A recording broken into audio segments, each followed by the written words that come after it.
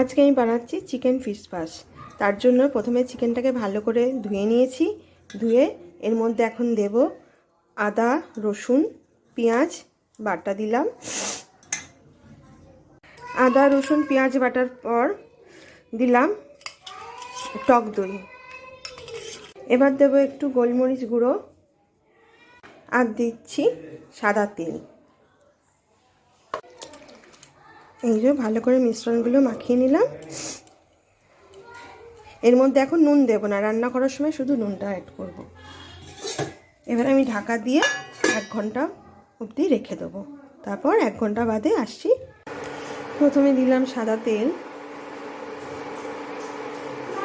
এর মধ্যে দিলাম একটু ঘি। ঘি দিলে স্বাদটাও ভালো হয়। দিলাম পেঁয়াজ কুচি। পেঁয়াজটা লাল লাল ভাজার জন্য আমি দিলাম একটু রসুন কুচি। এখানে আমি সবজি কেটে রেখেছি, পেঁপে, গাজর, বিনস, ক্যাপসিকাম। এবার এই সবজিগুলো দিয়ে দিলাম টমেটো। এটা দিয়ে দেবো সবজিগুলো। নুন দিলাম। এবার এর মধ্যে দিয়ে দেবো ম্যারিনেট করা চিকেন, যেটা আমি 1 ঘন্টা আগে ম্যারিনেট করে গেছিলাম। এবার আমি এই ম্যারিনেট করা চিকেনটা দিয়ে দিচ্ছি এর ওপরে।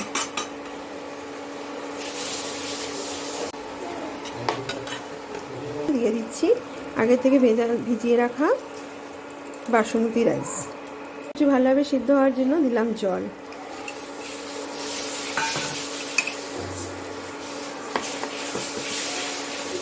যাতে সব কিছু ভালোভাবে সিদ্ধ হয়ে যায়। দিয়ে ঢাকা চাপা দিয়ে রেখেছিলাম কিছুক্ষণের জন্য। এখন কিছুক্ষণ বাদে ঢাকা খুলে দেখছি জল শুকিয়ে গেছে আর আমার চিকেন ফিশ ফ্রাই তৈরি হয়ে গেছে। এটাকেই বলে 1 পট মিল।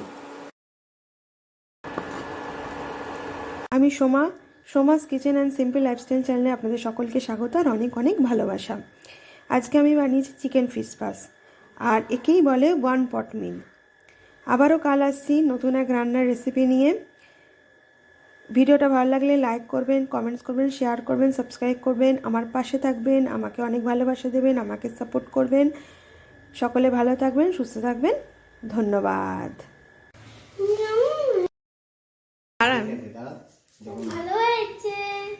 ভালো হয়েছে?